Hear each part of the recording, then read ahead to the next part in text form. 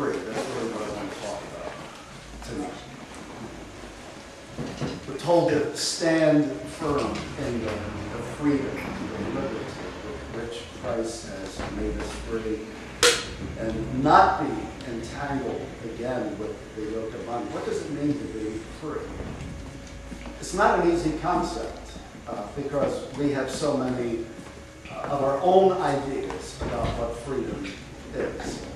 You know, freedom to many is just autonomy, the ability to govern my life my way. But certainly that's not biblical freedom. What is freedom? Is it license? Is it the right now to live as I please because I'm in Christ and I'm forgiven and I'm accepted, and now there's no rules? It's just whatever I want to do in life. What is freedom? For many, freedom is self-defined. It's whatever I want. For others, freedom is scary. I know for some pastors, freedom is the idea of teaching people that they are free in Christ is a scary thing, so you really can't do that. You have to build fences around their life and add laws and restrictions and all these mechanisms to really keep them in a tight box so that that they won't abuse freedom.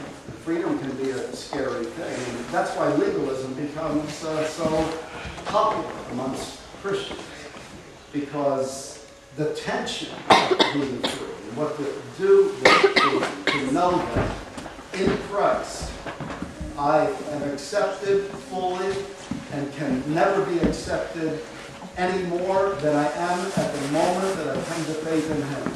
To know that I belong to Him, that I'm secure in Him, that I rest joyfully in His finished work. To know that, and then to ask what's next.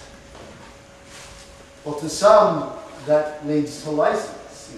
And I remember debating in a friendly way with some Turkish Muslims in New York. And one of their questions that kept coming up was, if what you say is true about salvation being accomplished through the death and resurrection of Christ, and that is a free gift, then why not just go out and do anything you want? And I understand how some actually do that. But that's not biblical freedom.